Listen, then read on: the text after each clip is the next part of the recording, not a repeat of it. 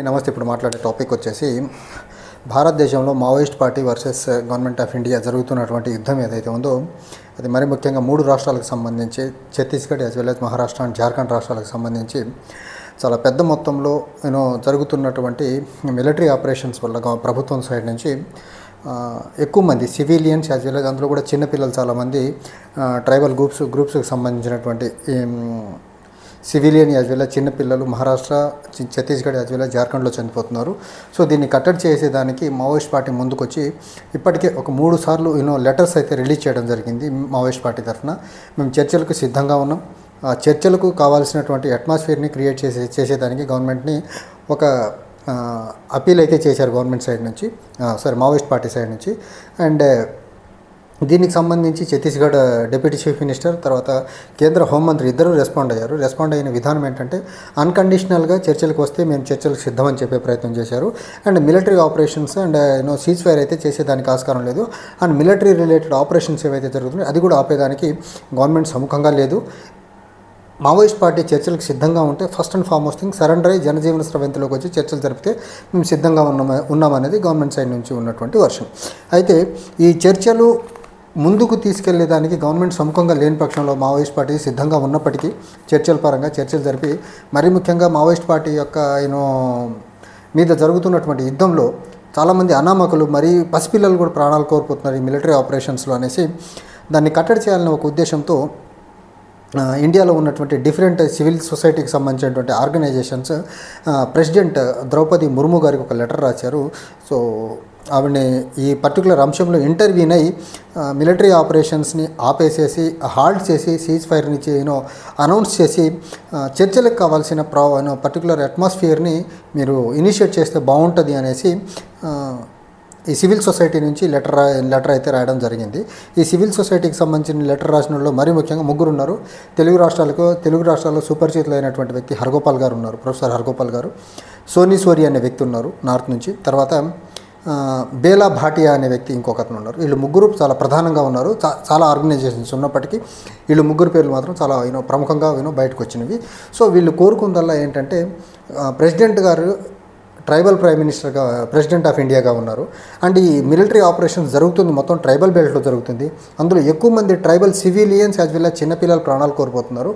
So ఈ particular విషయాన్ని కొంచెం చర్చల ద్వారా ఒక ప్రాపర్గా కంక్లూజన్కి తీసుకొచ్చి సీజ్ ఫైర్ని చేయించగలిగిన తర్వాత మిలిటరీ ఆపరేషన్స్ ఆపిన తర్వాత చర్చలు జరిపితే అట్లీస్ట్ అనామకుల ప్రాణాలు పోకుండా ఉంటాయని ఒక నిర్ణయానికి వచ్చినటువంటి సివిల్ సొసైటీకి సంబంధించినటువంటి వ్యక్తులు ప్రెసిడెంట్కి అయితే ఒక లెటర్ అయితే అపీల్ చేయడం జరిగింది. ప్రెసిడెంట్ సైడ్ నుంచి ఎలాంటి రెస్పాన్స్ వస్తుంది ఏంటి అనేది ఎవరికి ఇప్పటికైతే ఎవరికీ తెలియదు.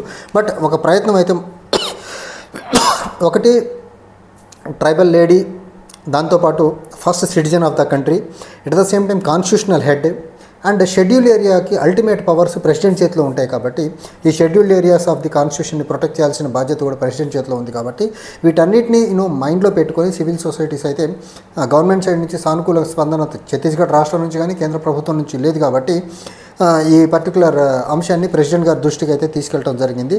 అండ్ మావోయిస్ట్ పార్టీకి సంబంధించినటువంటి 3 సార్లు లెటర్లు రాసిన గవర్నమెంట్ నుంచి పాజిటివ్గా రెస్పాండ్ లేనందువలన సివిల్ సొసైటీ ఒక స్టెప్ ముందుకేసి డైరెక్ట్గా ప్రెసిడెంట్ గారిని ఇంటర్వ్యూ అవ్వమని రిక్వెస్ట్ చేయడం అయితే జరుగుతూ ఉంది. అండ్ ఇక్కడ ప్రధానంగా గవర్నమెంట్కి యాజ్ వెల్ యాజ్ మావోయిస్ట్ పార్టీకి వస్తున్నటువంటి కండిషన్ ఏంటంటే మావోయిస్ట్ పార్టీ కోరుకుంటుంది మిలిటరీ ఆపరేషన్స్ ఆపేయండి ఈ పర్టికులర్ ఏరియాస్లో, ఈ రెస్పెక్టివ్ స్టేట్స్లో. And at the same time cease ఫైర్ని అనౌన్స్ చేసి చర్చలకు కావాల్సినటువంటి అట్మాస్ఫియర్ని క్రియేట్ చేయండి అని మావోయిస్ట్ పార్టీ సైడ్ నుంచి ఉన్నటువంటి వర్షన్. కానీ గవర్నమెంట్ సైడ్ నుంచి ఉన్నటువంటి వర్షన్ ఏంటి, మిలిటరీ ఆపరేషన్స్ ఆపేదానికి లేదు, సీజ్ ఫైర్ మేము అనౌన్స్ చేసేదానికి గవర్నమెంట్ సిద్ధంగా లేదు. మావోయిస్ట్ పార్టీ అన్కండిషనల్గా ముందుకు వచ్చి సరెండర్ అయిపోయి చర్చలు జరిపితే గవర్నమెంట్ సిద్ధంగా ఉందంటున్నారు. సో ఈ రెండు మావోయిస్ట్ పార్టీ ఒక వర్షన్తో ఉంటే గవర్నమెంట్ ఇంకో వర్షన్తో ఉండటం వల్ల ఈ పర్టికులర్ చర్చలు అనే అంశం ముందుకు అడుగు వేయట్లేదు. కాబట్టి ఈ చర్చలు ముందుకు అడుగు వేయని రోజులు చాలా పెద్ద మొత్తంలో అక్కడ స్థానికులు ప్రాణాలు కోల్పోయే పరిస్థితిలో ఉన్నారు. కాబట్టి ఈ Maoist party and as well as military మధ్య జరుగుతున్నటువంటి ఈ ఆపరేషన్స్లో దాన్ని ఫుల్ స్టాప్ పెట్టాలనే ఒక ఉద్దేశంతో ఈ సివిల్ సొసైటీకి సంబంధించినటువంటి వాళ్ళు లెటర్ రాయడం అయితే జరిగింది. ఇప్పటికి 2004 నుంచి 2024 జనవరి నుంచి ఇప్పటికీ ఒక్క బస్తర్ జిల్లాలోనే దగ్గరగా 400 మంది అనామకులు, అందులో పిల్లలు కూడా చాలామంది ఉన్నారు, ప్రాణాలు కోల్పోవడం జరిగింది. సో ఇలాంటి సివిలియన్ క్యాజువాలిటీస్ని తగ్గించాలనే ఒక ఉద్దేశంతోనే సివిల్ సొసైటీ ఇంటర్వ్యూన్ అవ్వడం అయితే జరుగుతుంది. అండ్ సివిల్ సొసైటీ ఇంటర్వ్యూన్ కూడా ఎప్పుడైంది, మావోయిస్ట్ పార్టీ సైడ్ నుంచి 3 సార్లు లెటర్లు వచ్చిన తర్వాత గవర్నమెంట్ సైడ్ నుంచి రెస్పాన్స్ ప్రాపర్గా లేదు కాబట్టి సో ప్రెసిడెంట్ గారిని రిక్వెస్ట్ చేస్తే ఒక లెటర్ రాయడం అయితే జరిగింది. అండ్ ఈ పర్టికులర్ జంక్షన్లో గవర్నమెంట్ సైడ్ నుంచి ఉన్నటువంటి చర్చలు అనే అంశం అనేసరికి గవర్నమెంట్ సైడ్ నుంచి ఉన్నటువంటి వర్షన్ ఏంటి అంటే, మరి ముఖ్యంగా కేంద్ర హోంమంత్రిత్వ శాఖ నుంచి ఇప్పటికీ మావోయిస్టులు సీరియల్ ఎన్కౌంటర్స్లో పెద్ద మొత్తంలో చనిపోవడం వల్ల బ్యాక్ ఫుట్లో ఉన్నారు. ఇప్పుడు బ్యాక్ ఫుట్లో ఉన్నప్పుడు సీజ్ ఫైర్ని కానీ లేకపోతే మిలిటరీ ఆపరేషన్స్ని ఆపేయడం వల్ల మళ్ళీ వాళ్ళ ప్రాబల్యాన్ని పెంచుకునేదానికి ఆస్కారం ఉంటుంది. వాళ్ళు ఆల్మోస్ట్ మావోయిస్ట్ పార్టీ అనేది చాలా లోకి వెళ్ళిపోయింది. ఇంకొక 1 year స్పాన్లో మావోయిస్ట్ పార్టీ రహిత భారతదేశంగా ప్రకటించాలని ఒక నిర్ణయంతో ఉన్నటువంటి హోంమంత్రిత్వ శాఖ ఇప్పుడు కానీ చర్చలకు వెళ్తే మావోయిస్ట్ చేతికి మళ్ళీ టైం వచ్చేస్తుంది, రిక్రూట్మెంట్ పెంచుకుంటారు, తర్వాత ఏరియాలో ప్రాబల్యం పెంచుకుంటారు, జనాలతో మళ్ళీ మమేకమయ్యేదానికి టైం దొరుకుద్ది. సో ఈ రకంగా మావోయిస్ట్ పార్టీ మళ్ళీ క్యాడర్ని రీరిక్రూట్ చేసి స్ట్రెంగ్తెన్ ఉద్యమం ఒక సస్పీషియస్ మేనర్లో ఉన్నటువంటి హోంమంత్రిత్వ శాఖ ఈ పర్టికులర్ చర్చలు అనే అంశాలని కంప్లీట్గా ఇగ్నోర్ చేసుకుంటూ మిలిటరీ ఆపరేషన్స్తో ముందుకెళ్తుంది. చర్చలు జరపాలి అంటే ఫస్ట్ అండ్ ఫార్మోస్ట్ థింగ్ మీరు అందరు జనజీవన స్రవంతిలో కలవండి, దెన్ చర్చలు జరుపుదామంటున్నారు తప్ప మీరు జనజీవన స్రవంతిలో కలవకుండా చర్చలు జరిపేదానికి సిద్ధంగా లేమనేది గవర్నమెంట్ సైడ్ నుంచి ఉన్నటువంటి చాలా ప్రధానమైనటువంటి ఆబ్లిగేషన్.